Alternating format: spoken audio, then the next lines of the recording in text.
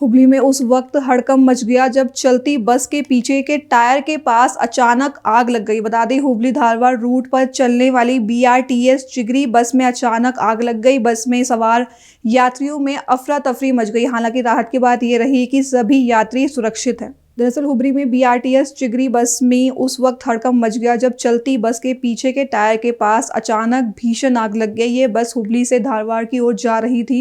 आग लगते ही ड्राइवर ने सूझबूझ दिखाते हुए तुरंत बस को सड़क किनारे रोका और यात्रियों को नीचे उतारा।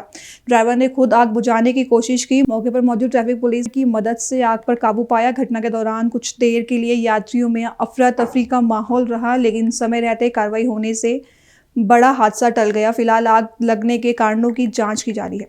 हुबली से सियासी बयानबाजी पर बड़ी प्रतिक्रिया सामने आई है, जहां कर्नाटक लेजिस्लेटिव काउंसिल की कार्रवाई और नेताओं की भाषा को लेकर धारवाड़ जिला जय भारत जन सेवा संघ ने कड़ा ऐतराज जताया है। संगठन का कहना है कि हाल के दिनों में नेताओं की बयानबाजी ने कन्नड़ जनता को निराश किया है। संघ ने आरोप लगाया कि सत्र के दौरान स्पीकर और डिप्टी स्पीकर द्वारा किसी भी तरह की सख्त कार्रवाई न किए जाने से कन्नड़ जनता में गहरी निराशा फैल रही है। संघ ने मांग की है कि ऐसे बयान देने वाले सदस्यों के खिलाफ तत्काल कार्रवाई हो और सदन की गरिमा बनाए रखने के लिए सख्त कदम उठाया जाए। ನಾನು IM ತೊರಗಲ್ ಅಂತೇಳಿ ಹಿರಿಯ ಸಮಾಜ ಸೇವಕ ಹಾಗೂ ಕಳೆದ 40 ವರ್ಷಗಳಿಂದ ಹಿರಿಯ ರಾಜಕೀಯ ಧುರೀಣನಾಗಿ ಸಮಾಜ ಸೇವೆ ಮಾಡುತ್ತಾ ಬಂದಿದ್ದೇನೆ.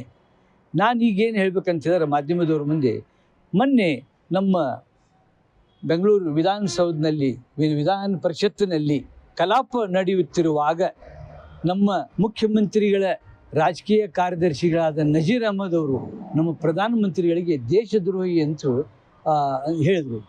ದೇಶದ್ರೋಹಿ ಅಂತೇಳಿ ಪ್ರಧಾನಮಂತ್ರಿ ಏನು, ಪ್ರಧಾನಮಂತ್ರಿ ಹುದ್ದೆ ಯಾವುದು, ಯಾರಿಗೆ ಹೇಳಬೇಕು?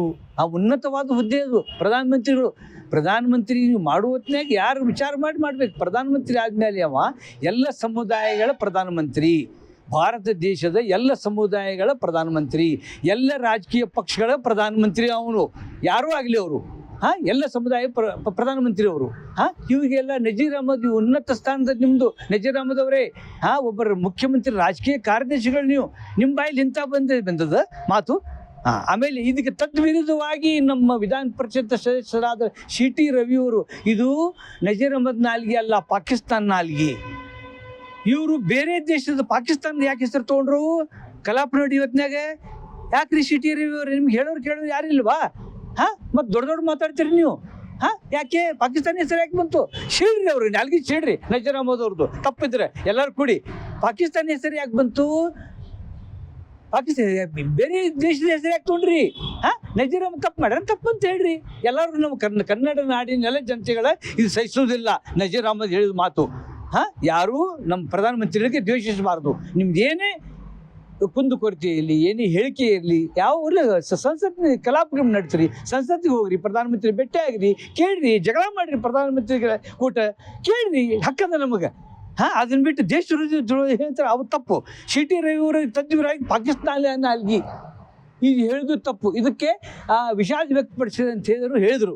ವಿಷಾದ ವ್ಯಕ್ತಪಡಿಸಿರಿ ಅಂತೇಳಿ ಸಭಾಪತಿ ಹೇಳಿದರು. ಯಾರು? ಬಸವರಾಜ ಹೊರಟ್ಟಿ ಅವರು ಹೇಳಿದ ತಕ್ಷಣ ಇವರು ನಜೀರ್ ಅಹಮದ್ ವಿಷಾದ ವ್ಯಕ್ತಪಡಿಸಿದರು. CT ರವಿಯವರು ಹೇಳಿದರು ಇದು ಪಾಕಿಸ್ತಾನ ನಾಲ್ಗೆ ಅಂತ ಹೇಳಿದ್ರೆ ಅದು ವಾಪಸ್ ತಗೋರಿ ಅಂತೇಳಿ. ಅವರು ವಿಷಾದ ವ್ಯಕ್ತಪಡಿಸಲಿಲ್ಲ. ಇದು ಒಂದು ನನಗೆ ಮನಸ್ಸು ಒಪ್ಪುದಿಲ್ಲ ಅಂತ ಹೇಳಿದರು. ಯಾರು? CT ರವಿಯವರು. ಯಾಕೆ ಒಪ್ಪುದಿಲ್ಲ? ಪಾಕಿಸ್ತಾನ ಹೆಸರು ಯಾಕೆ ತೊಗೊಂಡ್ರಿ ನೀವು? CT ರವಿಯವರೇ ನಿಮ್ಗೆ ಒಪ್ಪುದಿಲ್ಲ ಅಂದ್ರೆ ನಾವು ಕಂಡ್ರೆ ಈಗ ಪ್ರತಿಭಟನೆ ಮಾಡಬೇಕಾಗ್ತದೆ ನಿಮ್ಮ ವಿರುದ್ಧ ನಾವೆಲ್ಲ. ಈಗ ಹಂಗ್ಯಾಕೆ ಮಾಡಿದಿರಿ ನೀವು? ಆಮೇಲೆ ಉಪಸಭಾಪತಿಯವರು KM ಪ್ರಾಣೇಶ್ ಅವರು ಅವರೇನು ಹೇಳ್ತಾ ಇದ್ದಾರೆ ಅಂದರೆ, ಇದಕ್ಕೆ ನಾವು ಈ ಮಾತಿಗಳಿಗೆ ವಿನಂತಿ ಮಾಡಬೇಕಾಗ್ತದೆ, ಇವ್ರ ಮೇಲೆ ಕ್ರಮ ವಹಿಸೋ ಬರುವುದಿಲ್ಲ ಅಂತ ಹೇಳ್ತಾ ಇದ್ದಾರೆ. ಮತ್ತು ಉಪಸಭಾಪತಿ ಸ್ಥಾನಗಳು ಇದ್ದು ಉಪಯೋಗ ಏನು ನಮ್ಮ ರಾಜ್ಯದಲ್ಲಿ? ಏನೇ ತಪ್ಪು ಮಾಡಿದ್ರೆ, ಯಾವುದೇ ಒಂದು ಸಣ್ಣ ಪುಟ್ಟ ಸಂಘ ಸಂಸ್ಥೆಗಳು ಏನೇ ತಪ್ಪು ಮಾಡಿದ್ರೆ ಯಾವ ಸಂಘದಿಂದ ಹೊರಗೆ ಹಾಕಿರೋ ಮೊದಲು ಆ ಸಂಘದ ಮೀಟಿಂಗ್ ಆಗುಬಿಟ್ಟು ಹೊರಗಿಡ್ರಿ ಅವನ್ನ ಅಂತ ತಿಳ್ಕೊಂಡು ಬರ್ತಾರೆ. ಇದು ಉನ್ನತ ಸ್ಥಾನ ವಿಧಾನ ಪರಿಷತ್ನಲ್ಲಿ ಅಹಿತಕರವಾಗಿ ಮಾತಾಡಿದ್ದಕ್ಕೆ ನೀವು ಅದನ್ನ ಏನು ಕ್ರಮ ವಹಿಸ್ತಾ ಬರುವುದಿಲ್ಲ, ವಿನಂತಿ ಮಾಡ್ಕೋಬಹುದು. ವಿನಂತಿ ಮಾಡ್ಕೋಬಹುದು. ಅವ್ರನ್ನ ಏನು ಮಾಡಿಗೆ ಆಕ್ಷನ್ ಕ್ರಮ ವಹಿಸ್ತಾ ಬರುವುದಿಲ್ಲ ಅಂತಾರೆ KM ಪ್ರಾಣೇಶ್ ಅವರು, ಉಪಸಭಾಪತಿ ಅವರು. ಮಾಡಬಾರ್ದು. ಅವ್ರ CT ಎಲ್ಲ ಇಬ್ಬರಿಗೂ ಆಕ್ಷನ್ ಆಗಬೇಕು.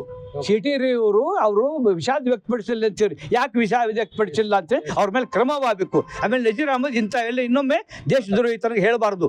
ಇದು ಅವರೆಲ್ಲ ಅವರೇ ದೇಶದ್ರೋಹಿ ಥರ ಹೇಳ್ಯಾರ. ಇದನ್ನು ಈ ಟೈಪ್ ಅವರೇ ದೇಶದ್ರೋಹಿ ಅಂತ ಹೇಳ್ಬೋದು ನಾವು, ಹಿಂಗೆ ಹೇಳಬಾರ್ದು. ಆಮೇಲೆ ಇಲ್ಲಿ ಕೇಳಿದ್ರಿ ಇನ್ನೊಮ್ಮೆ ಅವರು ಸಭಾಪತಿಯವರು ಉಪಸಭಾಪತಿಯವರು ಇವೆಲ್ಲ ಕ್ರಮ ವಹಿಸಿ ಬರ್ದಿದ್ರೆ ಸೀಟ್ ಖಾಲಿ ಮಾಡ್ಬೇಕಿಬ್ರು.